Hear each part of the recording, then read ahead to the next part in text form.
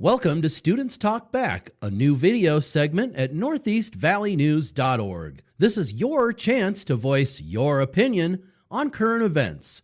Watch for our reporters around campus or email us at nevalleynewsorg@gmail.com.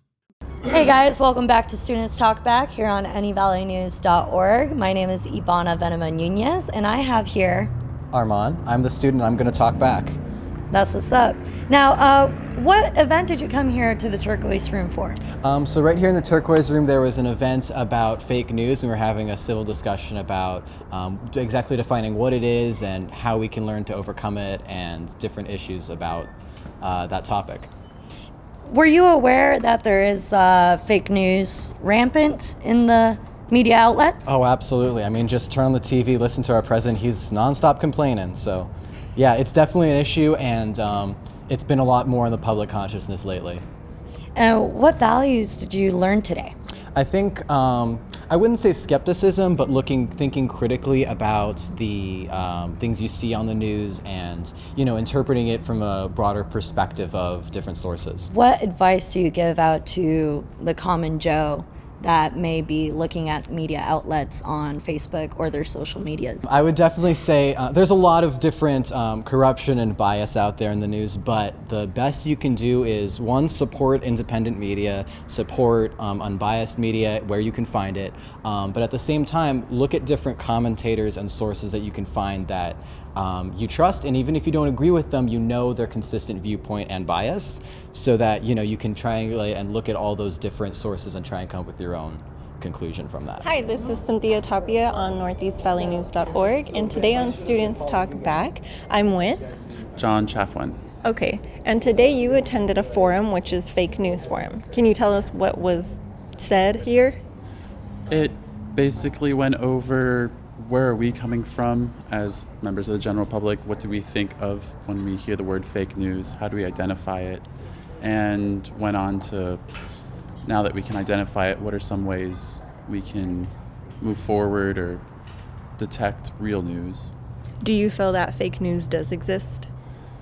It wasn't always called fake news. That's kind of a buzzword that's going around lately, but I think in academic circles and people who value intellectual virtues would have been aware of critical thinking. And when you apply that to anything, you can see that there's more and less truth in almost anything, not just news, but encyclopedias or academic programs. And what did you primarily take away from this forum? What did you learn the most that's going to stick with you? I have personal interests and I have personal pursuits that I've become stronger in discerning fact from fiction, from ignorance, from trend or advertisement. So if I were to take the skills I've developed in my personal truth methodology and apply that to the public, the sphere of public opinion and public reporting, might personally be able to find better sources and publishers with better core ethics or core values. And what was the discussion at your table? Well, we were prompted with a few general questions like, what are our backgrounds coming to this discussion? And something that happened at our table and then we found out happened at others towards the end is a lot of the discussion came down to money. Who's funding stories? How financially motivated are journalists and publishing houses to hold to their advertisers or political funding or wherever their money's coming from? How much does that influence? Ole Olafson here for northeastvalleynews.org, and I'm with Emily. That's me. Okay. Hi there. Emily, we're outside of the Turquoise Room where we just had a forum on fake news. We did. Okay, yeah. and you were one of the facilitators for that? Yeah, I was one of the people who hosted and organized the whole event. It was a success, I would say. Okay, great. What was your main purpose for having this forum? What were you trying to accomplish? So we decided to hold this forum so that we could give the students of SCC the ability to get their voice heard and to really give them a place to have a civil dialogue, because that was the whole point of the event. But we polled the students of SCC with our democracy wall and asked them which topic they wanted to hear about, and most people wanted to hear about how to get more information, how to look into news reliably. Okay, great. And what were some of the main points that during the presentation, what were some of the main points that were made? Some of the main points that we gathered were to look into your sources, to actually take the time, research things that you hear, make sure you understand what the concept of fake news is. It's a lot of propaganda. The whole purpose of fake news was created by certain news stations in order to create this unrest and this divide between people. So the more that we look into our news sources and the more we try and research what's going on behind the scenes, the more we'll be informed and able to actually conquer these issues that we come across. One last question.